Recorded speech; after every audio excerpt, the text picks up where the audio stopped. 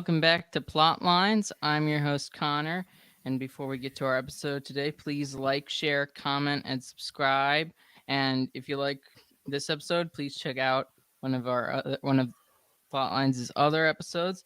Now, today we're going to be talking about No Country for Old Men, which is a movie that came out, I think, in 2006, 2005 or 2006, something like that. Yeah. And Mark from Tradman is here to discuss that with me. Welcome, Mark. Hey, Connor, how's it going? Thanks for having me on. Thanks for coming on. It's been a while. We were discussing that a little bit since we've talked face to face. It's too long, my brother. Too Yes, long, too long. too long. I've had your partner on. I think it was 2 weeks ago, 1 week ago. I don't remember. He good because he doesn't come on our show anymore.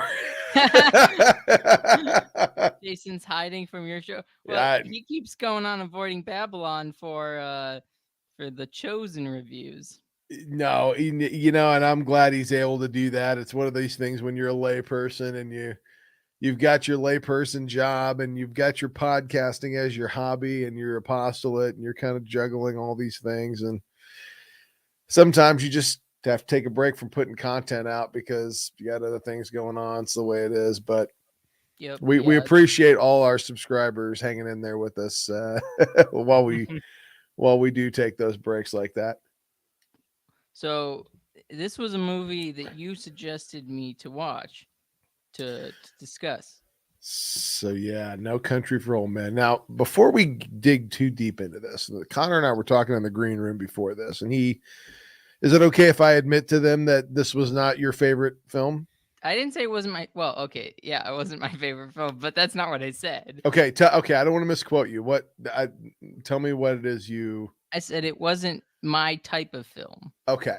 Like it wasn't my genre specifically. You're not alone, is what I wanted to say. In preparation for this, my wife and I watched the film together, and she was like, "This is an awfully depressing and just nihilistic and just what is this is a depressing film. I hate this." That certainly is present. So I want you to know you have every right to feel that way, and I get it. But to me, this film has certain. Okay, so how can I start with No Country for Old Men? Where do I start? Growing up out here in Texas in the mid '80s, actually I grew up out all through the '80s. There was just a look and a smell to the place. I don't know quite how to say it. Prosperity was in the air, I guess, kind of a thing. One of the things about this film that I loved is the costume, the setting, the scenery. They went to every detail. I thought I was looking at Texas in 1985 or whatever. The Southwestern Bell Yellow Page bills that Anton Chigurh looks at. I mean, we used to get those in the mail. It's one of those interesting things. So that I guess that's kind of what lured me to the film, was sort of that Western imagery and Texas in the 80s. But what I found in the film was an interesting take on the Western genre itself. It is, I guess, in many ways, an anti-Western. Okay. Well, can you explain what a Western is? Because that's actually I didn't grow up watching Westerns, so I don't really know much about the genre. Yeah. So Westerns in my, and this is a difficult thing to narrow down, but we'll go with the best definition that I can offer you, which is a narrative that takes place during the time of the expansion of the American West, manifest destiny, whatever you want to call it. Let's call it the 1830s to about the turn of the 20th century, okay, of the American West period. After that, I think law and order is generally the norm, even out in places like Nevada and California and places like that. So whether it's good law or not. So essentially, the Western film genre to me is a depiction, is a morality tale. Because in the American West, you're left to decide justice for yourself. It's not an institutional apparatus that's already in place. Your mettle is tested every day, and justice will be meted out amongst each other, and only the strong will survive. You know, and if when to great risk goes great reward, because there's gold in them there hills. You know, Mm-hmm. um, so so an honor based society, at least in the imagination, in the mythos, emerges where a man's word is his bond. Um, Emerges one of these things that we have in the American West, and that generated there is this unique job emerged. If you were going to herd a bunch of cows, cows are kind of stupid animals, and the ones on the outskirts of the herds tend to wander off into the woods. And getting a herd from one place to another, you lose your whole herd trying to do that. So you'd hire people whose whole job it was to sit on a horse and herd these cows back into the rest of the herd. And the person that you hired to do this was a young kid, typically around the age 13 to sometimes around 17, 18 years old. He was a boy, and the cowboy was born. And thus was a mythical folk hero, our version of the Bedouin, if you would, who tames the wilderness on the wild frontier. But No Country for Old Men challenges the tropes that are used in the American Western, and um, I think at the end of the film, I think we see um, a a redemption of the notion of defense of traditional values. Now, my wife disagrees with that notion, but we'll get there. Do you want me to break down the plot, the general plot? Should we say spoilers ahead and all that stuff? Sure, yeah. If you want to break down the plot, spoilers ahead. And keep in mind, we're only talking about the film here. I'm not going to discuss the book because I haven't read the book. Now, okay, everybody calm down. The reason I haven't read the book is everybody has told me that the film is a very faithful adaptation of the book, so I haven't gotten to the book yet. I've just sort of put it off. I will get to it. But we're just talking about the film, and spoilers ahead. So if you haven't seen the film, go watch the film and then come watch this. No Country for Old Men tells the story of Llewellyn Moss, who has stumbled across a drug deal gone bad and $2 million left over from that drug deal. It tells the story of how he plans to escape with the money, his pursuit by various factions who plot to kill him, and in the process, I have a couple of philosophical things to say about morality and ethics and things like that, which I thought would be very interesting for plot lines. Now, first of all, this is a Coen Brothers film. Do you watch a lot of Coen Brothers films, Connor? I don't know, to be honest. I've never. There aren't a lot of movies that I know their directors. Okay. Or their, right. One of my favorite Coen Brothers films of all times is The Big Lebowski. There's also Fargo, and oh goodness, so many great Coen Brothers films. A Serious Man is a great film. But anyway, there are parallels between No Country for Old Men and another Coen Brothers film called The Big Lebowski, but I will skip those for now, knowing that you're not a big Coen Brothers guy. Well, it sounds like they're older movies. No, I mean No, 90s, 80s, 90s, that's 2000. older movies for me. You darn kids and your music. Oh, Uh, I'm so young. I'm too young for you. um, You should have been like, you also need to watch these movies so we can So there's a basis. Jack says Anton Chigurh is one of the greatest of all time villains in fictions. In fiction, yes, I love Anton Chigurh. Anton Chigurh essentially is the principal protagonist of this film. Protagonist.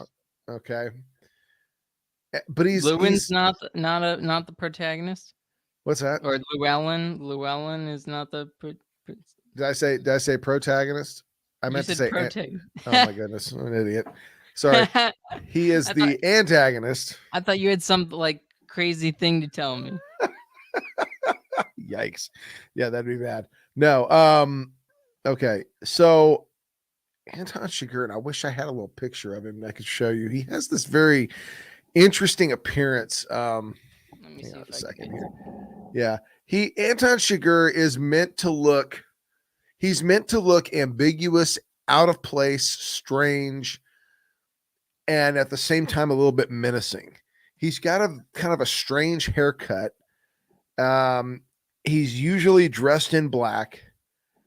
He does not have expression or emotions on his face at all or anything like that.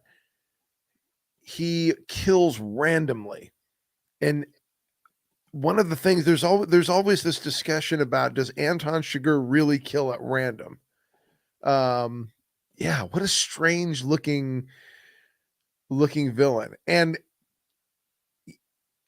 the ambiguity continues even with his name. We're not quite sure based on that name where he's from.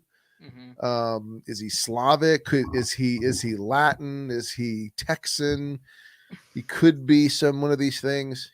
He's sort of unidentifiable, and he, to me, Anton Chigurh has always represented the way nature destroys and kills. Right.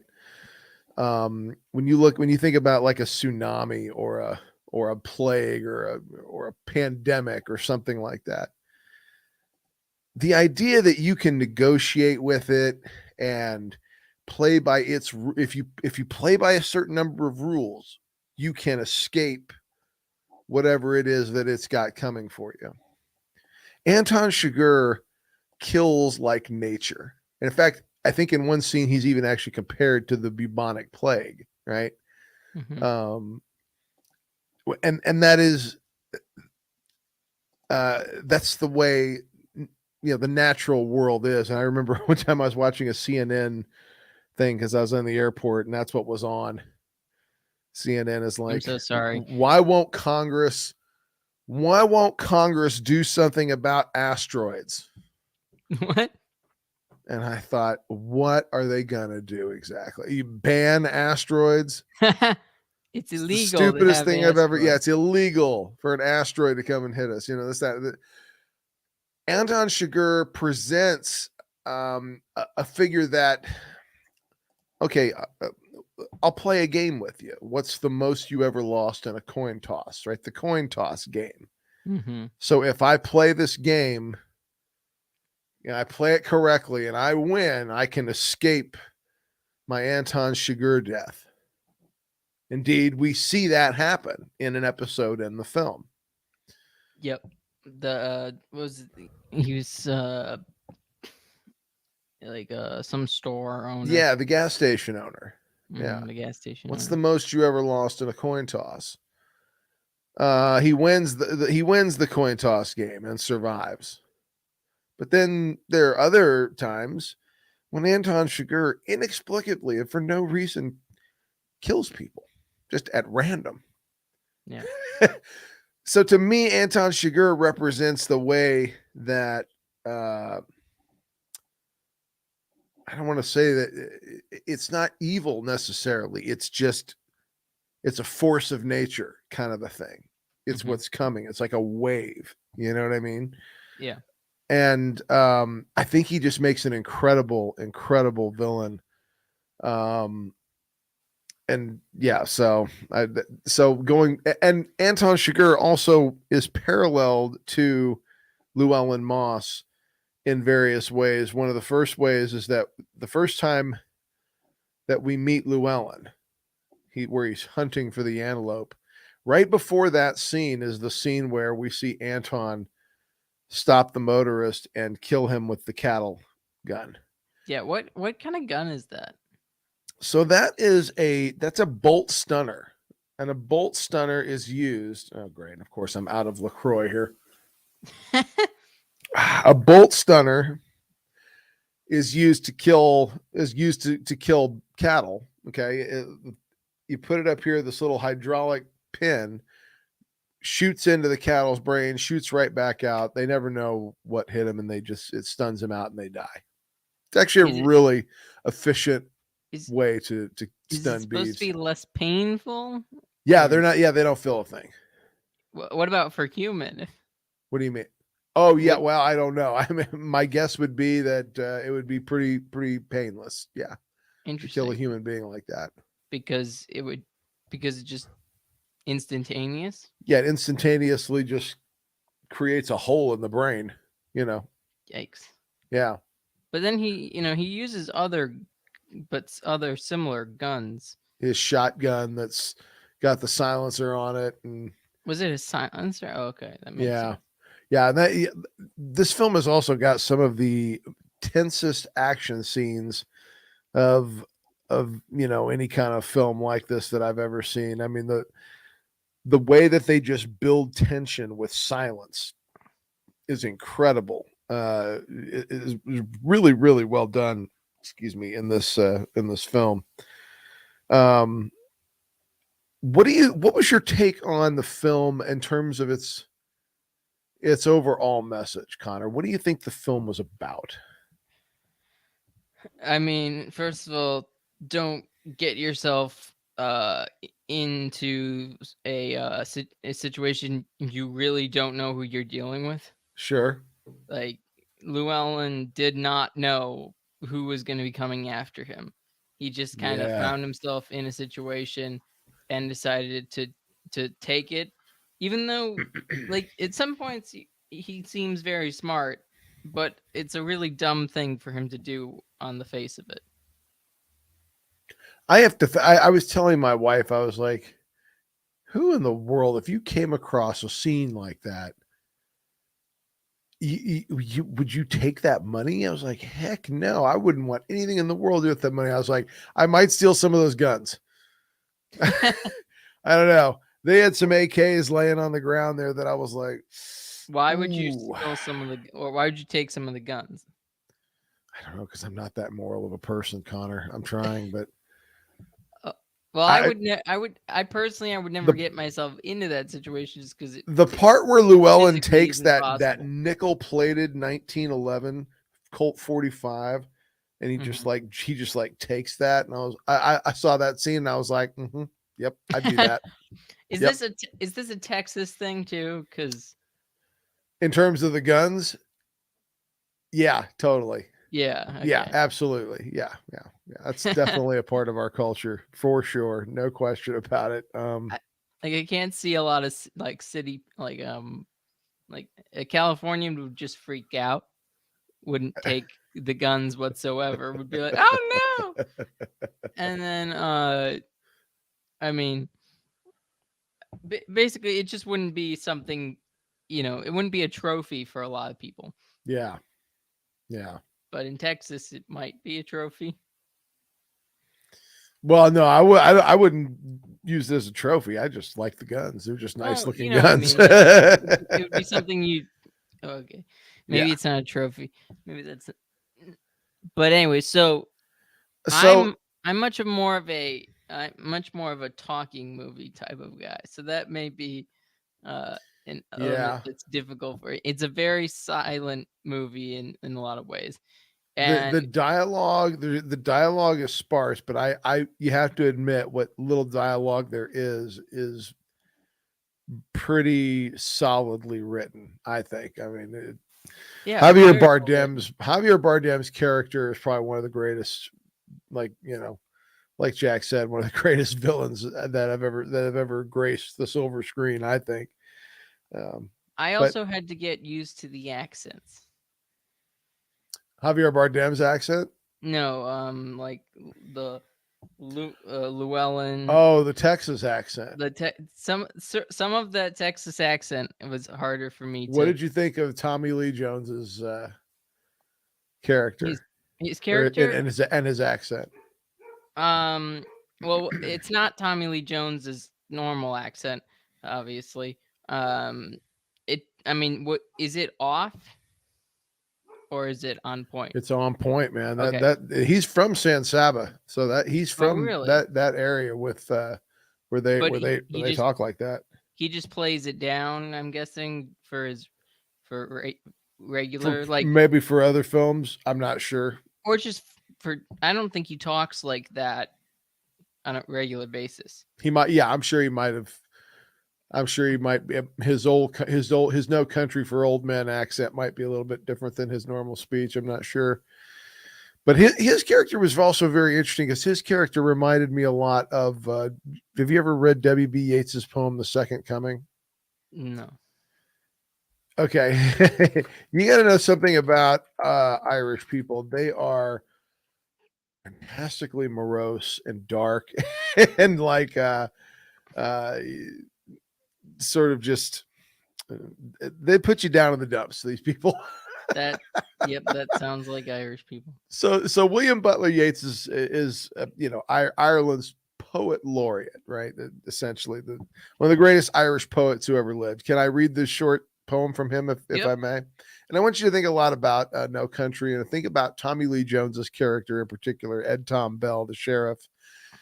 And it goes like this: turning and turning in the widening gyre, the falcon cannot hear the falconer.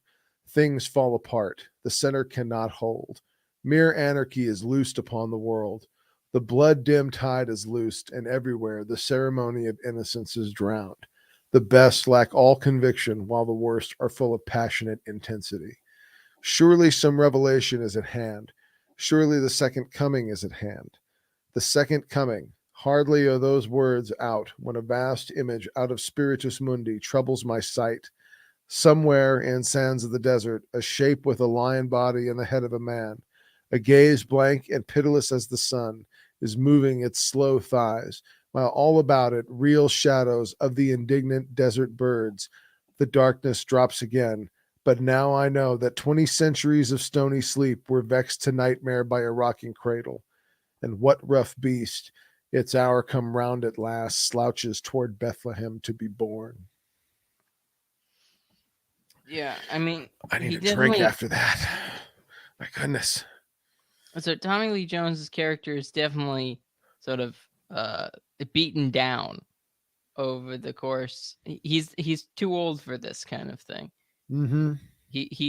I thought he would be a much more active character in the movie, in the story, Yeah. because in a lot of movies where he's a detective or a marshal or a FBI agent or something like that, he is the center of attention.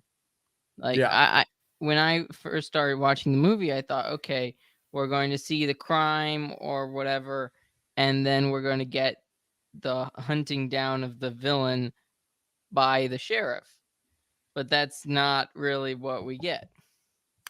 Yeah. There was as my wife likes to point out, there was no denouement in this film. This film robbed us of our denouement. Uh, Essentially, in the Western has a couple of plot devices that were usually pretty present throughout Western films, especially the early ones in the 30s and 40s. They were some of the earliest examples of cinema in the country were Westerns. Mm-hmm. Um, I think America's very first motion picture was called The Bank Robbery, and it was or The Great Train Robbery, and it was a Western. Um, One of them is there is usually a MacGuffin. Do you know what a MacGuffin is? Have you ever heard that plot device before? An object that is used to move along a plot in There a you go. specific Yeah, direction. and it's almost always a suitcase of money. Okay, In a western. in a western, it typically is, and Yeah. if you're looking for a MacGuffin, if you're writing a story and you can't quite think of something, the old fallback is always usually a suitcase of money, right? Mm-hmm. Um, so you have that present. You also have the presence of white hats and black hats. So and that is present throughout No Country for Old Men too. Llewellyn Moss, Sheriff Ed Tom Bell, and Carlson, the Woody Harrelson's character, whose name now forgets, it's Um, completely escaped me. Carlson, he's not in it very Wells. Carson Wells, yeah, Carson Wells. I love suitcases with money. Hope to have one day. Yeah, no kidding, It's nice we have no Jason kidding. watching. What's the most you ever lost in a coin toss? So yeah, and so that's one of the themes that you see. There are also, themes like cowboy hats, horses, gunshot, gunfights and things like that. Those are all Mhm. present throughout this film, and they turn the western on its head because in the western, at the end, you always get the showdown with the bad guy. It's always there's high noon out in the street. Yeah, that's completely taken out. Justice is going to be meted out one way or the other, and in this film, we don't get it. So why? Why was there no resolution to this story? Is it Okay. because it's a modern take or something like that? Or would Okay, so so what I think McCarthy. Now William McCarthy was the writer of the book. And again, let's assume that the film is a pretty faithful adaptation to the novel. This is a statement about our modern problem in the world. Nobody takes any responsibility for justice. Okay? Even Ed Tom Bell. Ed Tom Bell throughout most of the film sort of have this attitude of, yeah, somebody ought to deal with this. He doesn't eh, as Yeats's poem says, the best lack all conviction. yeah. And meanwhile, you have Anton Chigurh, the worst, who is full of passionate intensity. And while it is true he kills without any particular emotion, he is he is incredibly efficiently lethal, in comparison to Ed Tom Bell or any of the good guys, the white hats in this scenario. Man, and Anton Sugar is he's wearing usually darker clothing, so it works out perfectly with that. Hey, Brick, I see you. Man, I ask about you all the time, dude. Yeah, Brick. I totally agree. This is a fantastic. Again, I'll only talk about the film, but it's a fantastic Yeah, he hasn't story. seen or he hasn't read the book. I haven't Neither have read the I. book But yet. Getting there, working on it. what you just said you didn't have a reason to. No, I no. What I meant to say was I'm okay having not read it yet. But I want to talk about the film anyway, and then like Sure. I feel like I Okay. will get to the book. I Okay. Okay. Come If on, you man. say. Come on, man. Come Um, on, man. um, Tommy Lee Jones gives an interesting closure to this film, and I'm not saying we got to wrap up our discussion or anything here, but his close to the film where he talks about the dream he has, I think, sums up a lot about what this film has to say about what's wrong with the modern world. He talks about his father in both dreams, and I would absolutely argue that the problem with the modern world is a crisis of fatherhood. But he talks about his father in both dreams. He says the first dream, I borrowed some money from him. I think I lost it. I don't know, not important. But the second dream, it was like we were in olden times, back in the westerns, right?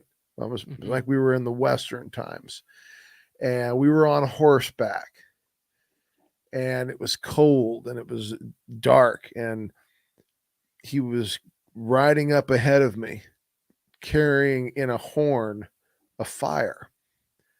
And I knew that he was going up to make a fire in all that cold and all that dark, and that he'd be there when I got there. I feel like what the what we're seeing now, because the whole film he's constantly talking about what is the deal with crime these days. He says the crime you see nowadays is hard to even take its measure, and who are these people, and it's all out war and things like that. He just can't deal with how random and brutal modern crime is. And so our we have a crisis of fatherhood, in the sense that we don't ride out in that darkness to build that fire anymore. And I kind of feel like if we would do that a little bit more, if we would assume a little bit more of that responsibility, um, the world might not be such a dark place after all. I don't know. I could be wrong. Is it is there something specific like police don't take responsibility? All of us. Uh, what? I would say all of our institutions have failed. Hmm. All of our institutions have failed. And we just sort of sat back and watched it happen. And so now it's up to us as individuals, you know, to take care of one another, take care of ourselves, and not delegate our responsibilities to ourselves and our neighbors, um, because it's convenient, or Yeah. or easy to do. Do you think there's something specific about the Woody Harrelson's character and Llewellyn are both Vietnam vets? Yeah, I Like do. like there's something uh like Vietnam vets. There's a specific sort of aftermath for Vietnam vets. At least that's popularized. Sort of the um the generation that wasn't welcomed home. Uh, you know, after fighting war, because previously if a generation went off to war, they would welcome home with open arms, and people were there and celebrated them and blah blah blah blah blah, that sort of thing. But Vietnam that is it was the end of that. Yeah. They stopped that. I have a weird theory, and this is just a fan theory, and there's no way to confirm or what any of this. This is just a weird what if. But what if We like what if. Anton Chigurh was also a Vietnam vet? I mean, Do you think? it might explain why, as Carson Wells said, because he knows Anton Chigurh, quote, every which way. They're close. They're close. They're buddies. They've known each other from something. Hmm. We also know from one of the scenes that Anton Chigurh has specialized medical training. He's obviously able to heal his own combat wounds, which were quite severe. Yeah. So he's got some kind of specialized forensic medical trauma training. We know that Carson and both Llewellyn are Vietnam veterans, and it would make sense if Anton was part of that too. I don't know. What do you think? Yeah, I think that makes a lot of sense. Also, it just shows in some ways, since society didn't take any basically society didn't accept, maybe everyone sees Vietnam as a mistake, and let's just take it as if it is a mistake, and it probably was a mistake. But the whole point of the response to soldiers coming back from Vietnam is that they are rejected by society. Now, society doesn't take any responsibility for the war that it just partook in. Yeah, You know, basically, people are always on the side of like, okay, like there are some people, I guess some. So I mean, there was the anti-war left kind of that existed during the Vietnam War, and that basically rejected the premise of the people that went to war as being worthwhile, as being worth it. But Mm. instead of viewing like the war as being not worth it, they seem to turn that towards the human, and not take responsibility.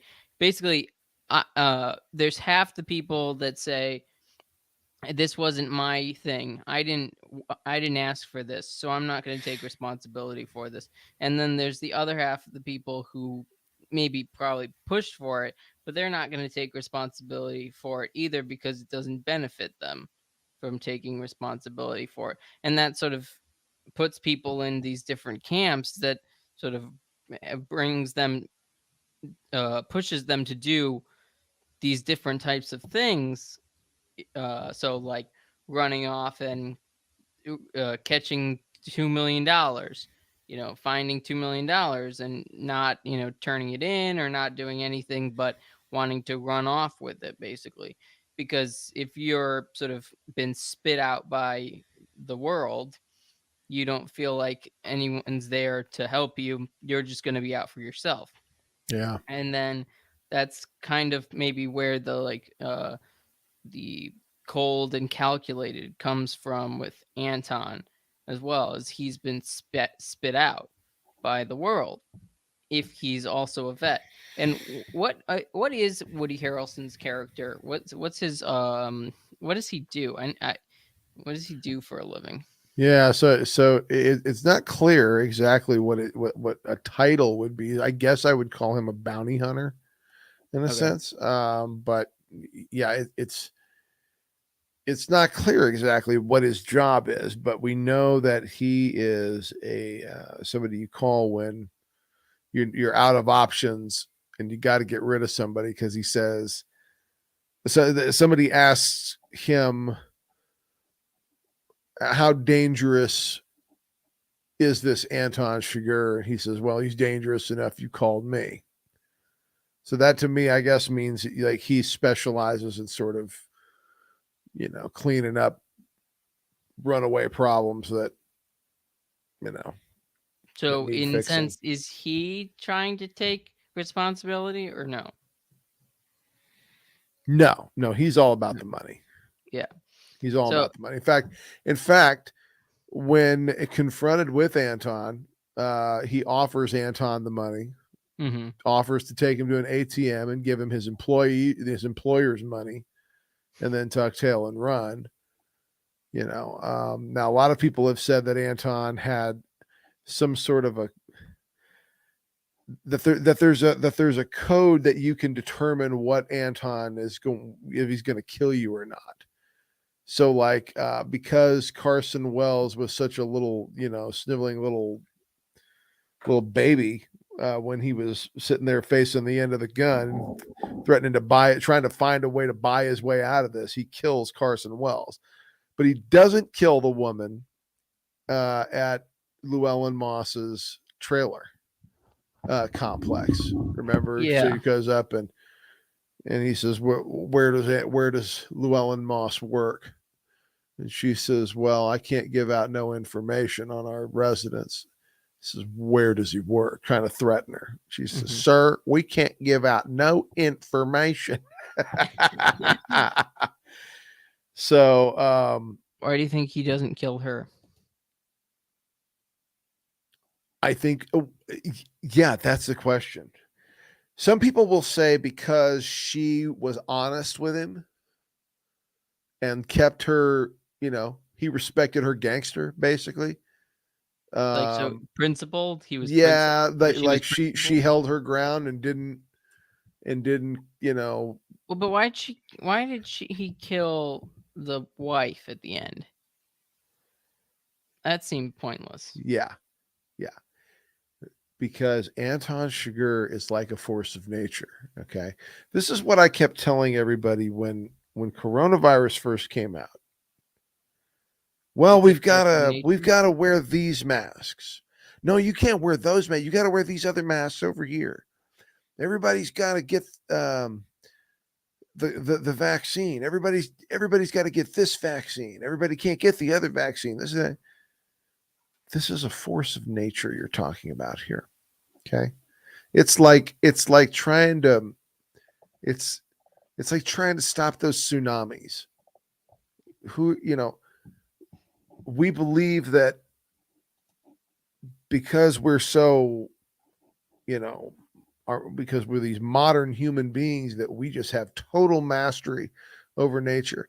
But don't forget, God created light. He called the darkness day and the light. I mean The the light day and the darkness night. darkness night. Thank you. My goodness. So God names the light day and the dark night. That means he has dominion over nature, right? Yeah. He's the master of life and death. I think sometimes we think we are. And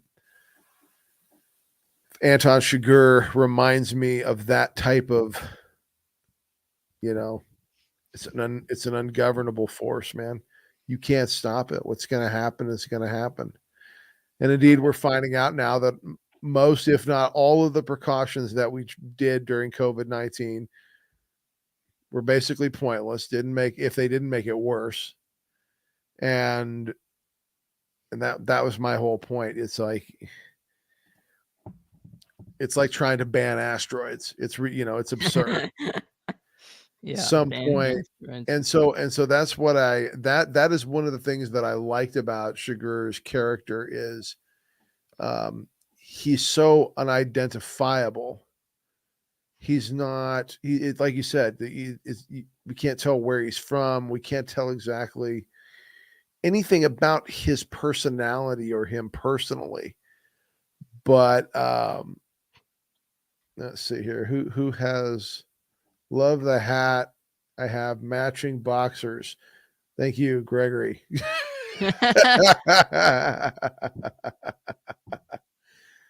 um,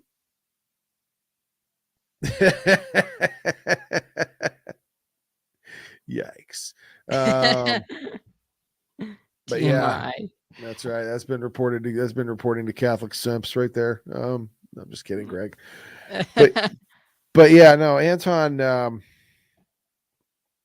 There's no personality there, and so that in a sense makes him more chilling because um there's no weaknesses there to be exploited, and there's no if somebody has a personality, then even a twisted person laughs once in a while or cries or goes through emotions or has weak points or things like that. But Anton Chigurh just doesn't have those things, and he's so violent. You know what I mean? Like the first Mhm. killing he does happens in like the first 5 minutes of the film, and it is so violent and so graphic and so Yeah. hard to watch. I often skip that scene nowadays. After having seen it once, I know what it is, and I skip it because it is very hard to watch. Um, and the way he just gets up after that, just sort of. He goes and he washes his hands, and Yeah, he just doesn't care. no regard for human life at all. What do you think of Brick seeing him as the angel of death? Yeah, there's something to that because, like I said, he's always in black. So he's even though he doesn't appear in a hat necessarily, he's the black hat, right? Mhm. Of the Western trope. Do you Um, what about I think it's funny the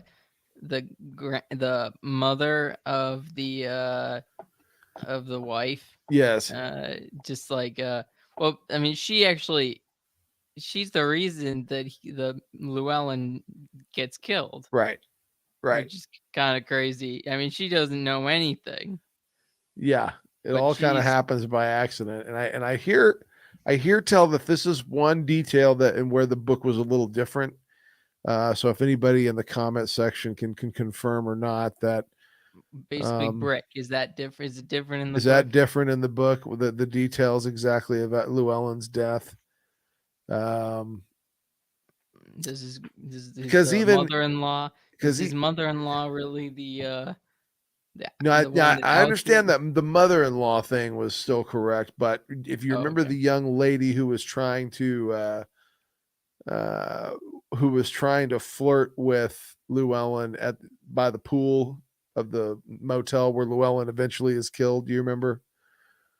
Yeah, yeah, Yeah, I remember her. yeah, and as I remember, the book has that interaction going on over a period of multiple days. Okay. But he does maintain his marital integrity, and he doesn't fornicate with her or anything like that. So Is she a plant? no, no, No. Okay. no, not in the book, as I understand.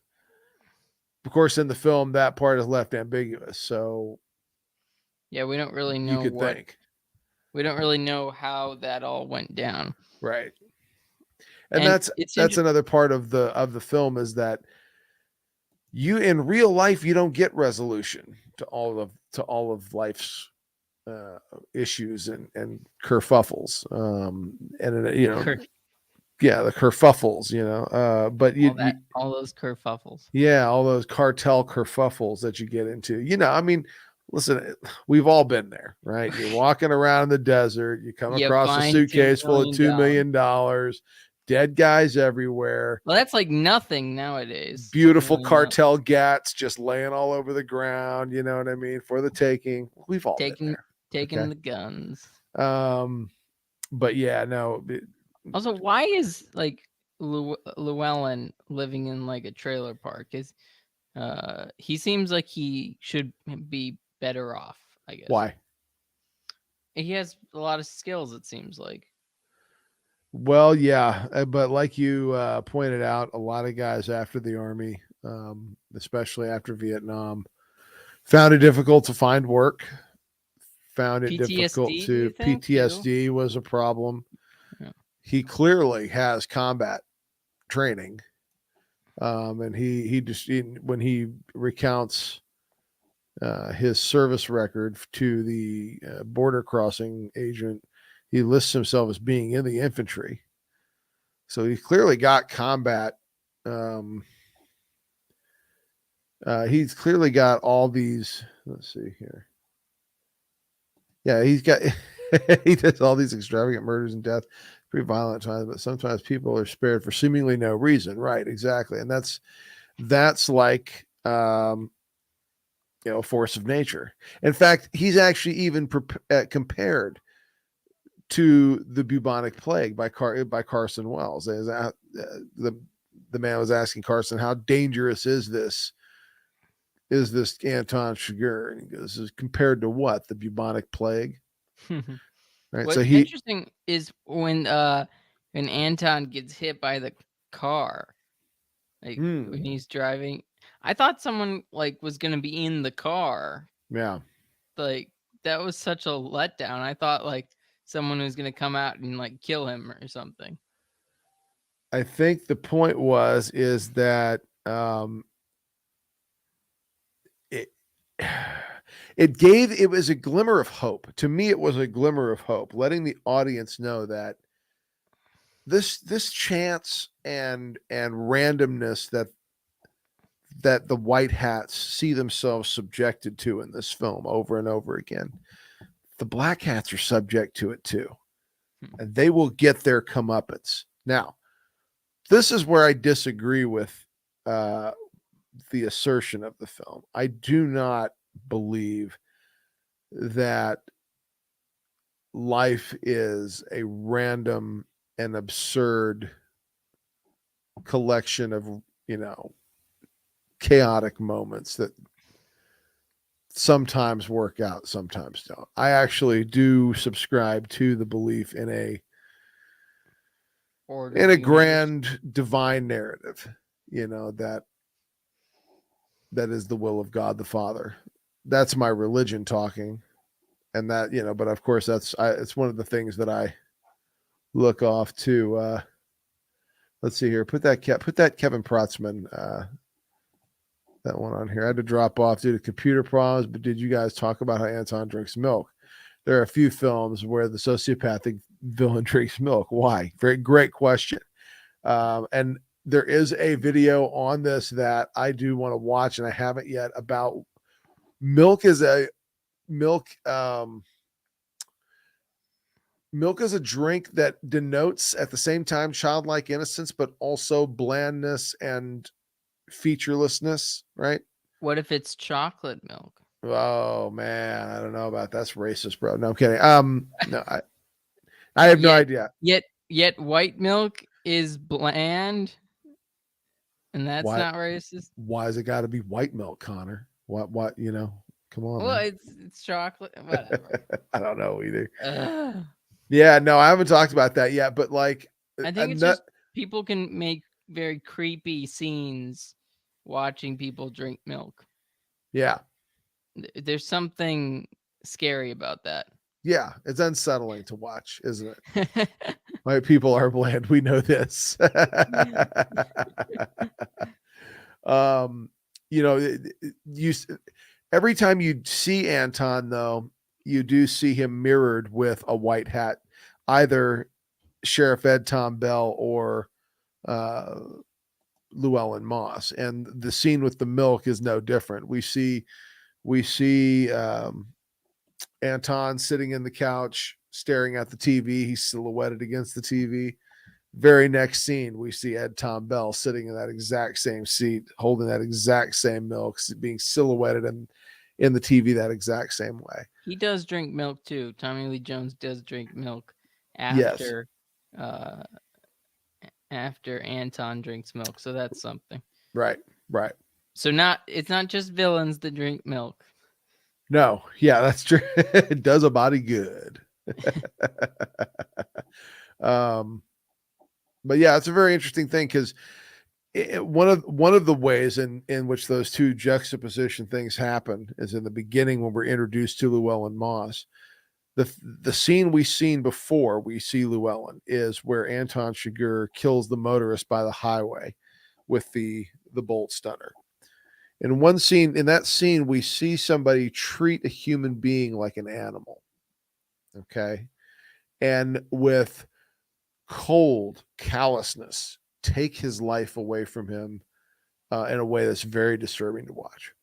Very next scene, we see Llewellyn Moss, a white hat, and he has carefully stalked his prey, whereas Anton has lured his into a trap under false pretense. Very different, right? I thought it was also interesting. Why does the guy not figure out first of all that Anton's not a cop? It seems pretty obvious what he's wearing. He's not a cop, Maybe he's undercover. but he wouldn't be driving the car. Yeah. Yeah. No, He's it he's just, yeah, driving he's driving a cop's car, but he's not wearing any uniform whatsoever. He's just wearing, you know, black pants, a black coat. That's about it. Like like I don't know about you, but I wouldn't have assumed that was a cop coming up beside me, because if you didn't see him come out of the car, you just saw some random guy come up to you know you know what I mean? Like, I would have been on edge. Maybe that's just you're watching a film, it just makes you think, "Oh, this guy's definitely evil."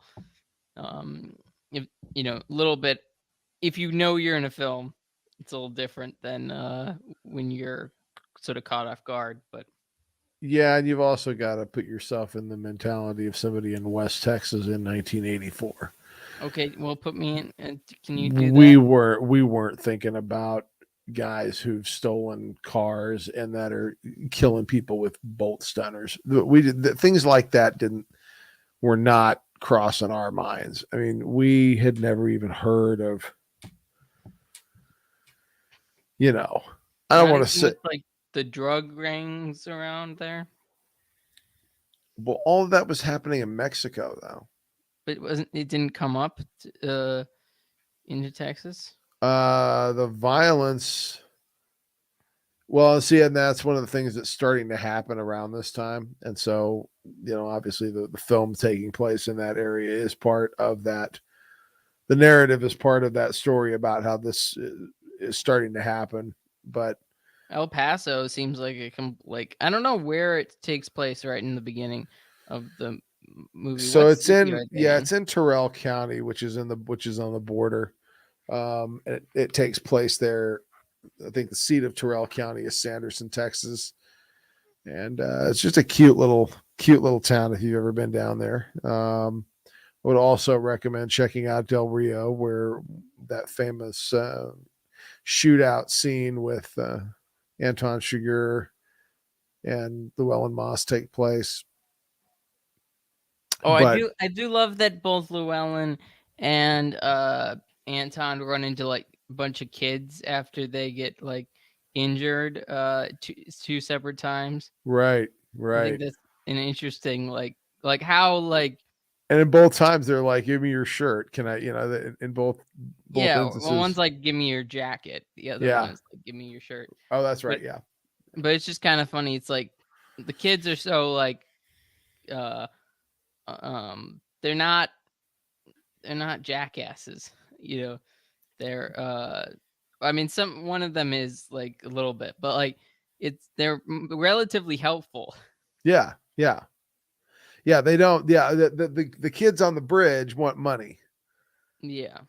and the kids, the younger kids were, well, heck, Mister, I'll give you my shirt. Yeah, exactly. Like Um, they didn't need anything. yeah, and that. So there's a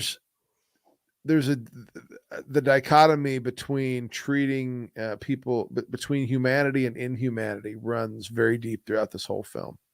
And it's one of those things like we were talking about with Anton Chigurh treating somebody like an animal and hitting them with the bolt stunner Mhm. versus the care to which Llewellyn is going in this hunting that he's on to kill um, his prey swiftly and humanely, but he didn't manage to do it correctly. And Llewellyn chasing him down so he could put him down ended up putting together a series of events that put in motion a series of events that would lead to his death. And it's this it's this tendency towards virtue that continues to get Llewellyn into trouble. Him bringing water back to the scene of the shootout, his what some of the other things He's that he sending his does, wife away. sending his wife away so he doesn't get her hurt. Also, uh, remember when he's in the taxi cab going back up to his hotel, and he tells the cabbie, "Go take me to another hotel." Mhm. And the cabbie says, I don't want to get into a jackpot here." He says, you're already into a jackpot, and I'm trying to get you out of one." Mhm. Also, please everyone listening, please like, share, comment and subscribe. Thank you for watching. Yeah, Um definitely. And go over to but yeah, Tradman and like us too. yes, definitely go to Tradman. If you look in the description, you'll find Tradman link to go to their YouTube channel. So, uh, but yeah, so it's definitely the messaging really is if you do good things, you're gonna get yourself killed, basically. And then it steps up to I would say a little scene from remember the scene with Uncle Ellis. Yeah. So yeah, so Tommy Lee Jones, Sheriff Ed Tom Bell, goes to see his Uncle Ellis. It was an older generation of law enforcement officer, and he's an old West Texas type guy, been there for a while, and they have a conversation that is straight out of Ecclesiastes. I mean, it's it's it, it reinforces this idea that you can't stop what's coming because it's not all waiting on you. There are things that this whole thing that's set in motion that we call reality, real life. It is what it is, and you've got to be tough, or you won't make it on the through the other side of it. This is very much a film for me that um, ought to inspire men to become tougher people. be tougher. You know what I mean? Hmm. They talk about a story in that scene about um, how his uncle Mac was gunned down on his front porch by Indians, um, and his wife dug a grave for him in the caliche, which is like a kind of a clay, chunky type of earth caliche. Digging in that hard old caliche. They dug a grave for him and buried him, man, the very next day. And people lived hard lives out there because you had to. The frontier was no joke. Yeah, And and the life we're living is so much easier, so much easier.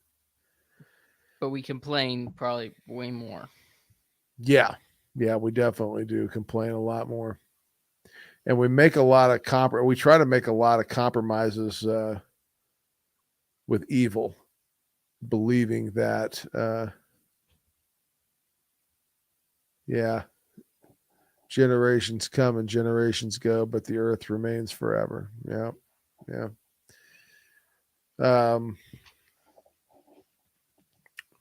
try to make a lot of compromises with evil, but at the end of the day, you know, they're not making any compromises. They want total victory. So you can't be naive about that. We think complaining is a virtue. Yeah, we do. We do. Yeah, yeah, I don't no, really have much more else to say. It's one of my favorite films. It's definitely my favorite western. yeah, no. Um, It's I think I need to watch more westerns. If you want to give me a list of westerns, I need to watch. Uh, we can do that, and I'll try and get around to that yeah, I because it's kind yeah, of weird starting with the anti-western. yeah. Maybe you're right. Maybe it is. At least it's harder for me to grasp. I mean, I kind of get the general nature of it because I've watched a little bit of what is it? What's that? Small town detective in or sheriff in New York or whatever. It's a comedy show. Justified. No, I don't know. I don't. I know that Justified is a show. I've never seen it, but no, this is like really old. You in know, New York, upstate New York. Like it's the commish no, it's with the guy plays a lawyer in later movies. Brick, the Cowboys from 1972 with John Wayne. Is that the one you're talking about? No, no, this is a TV show. I can't I'm think of talking. it. I'm talking about Brick in the Oh, Brick. comments. He Well, he said, yeah, the Cowboys from is 1972. with John Wayne. Is that the one you're talking about? Yes, sir. Come on, Brick. What you know about that, son? Uh, Come on, Brick. oh, I can't. Yeah. It's with Ron Howard is the kid. Oh, you're talking about It's kind of it's kind uh of a western, even though it doesn't take no. place in the West. I get that it doesn't Oh, take place in the West, but it's kind of a western in some sense.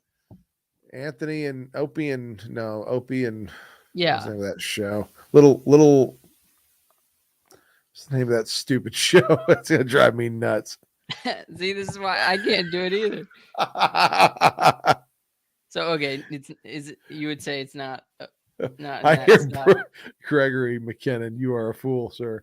I hear I hear Brokeback Mountain is highly recommended by the USCCB.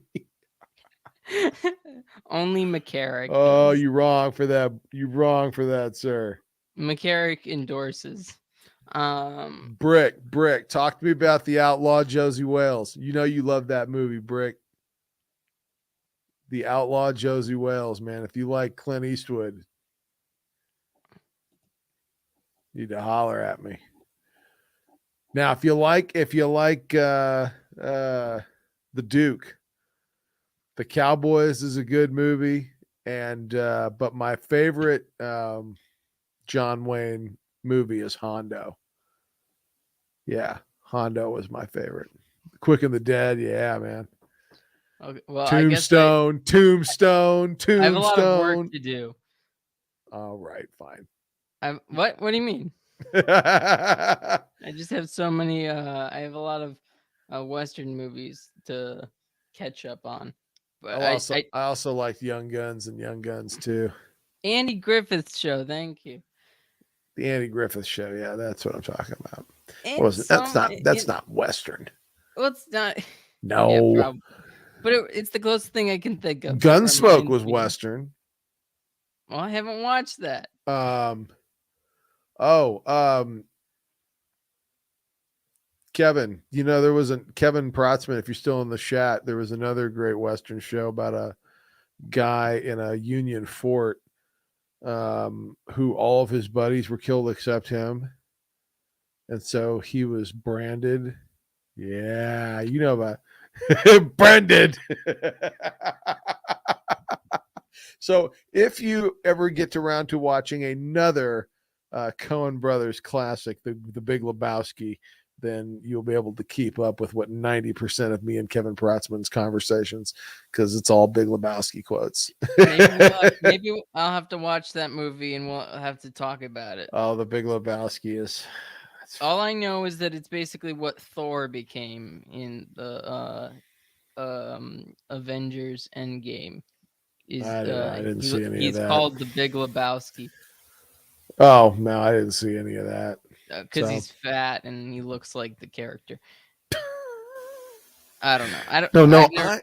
I'm not Lebowski. You're Lebowski. Okay, I'm the dude. So that's what you call me. Anywho, go check out Tradmen, the Tradmen podcast. Mark and Jason are always doing awesome stuff. So go subscribe over there, subscribe here, and look out this week. I'm going to be having Father Lovell on to discuss canceled priests. So look out for that. Anything you want to say, Mark? I hope that you'll have me back on the show. I don't know if this was really I What do you hope you liked mean? this episode. Was this a good episode? Did you I like it think or so. okay, good. I could talk to you about anything. All right, cool. No, I really like your show and I like coming on, so don't kick me off. I'll try not to. Well, All thank right. you, everyone, All right, my and brother. God have a bless. good evening.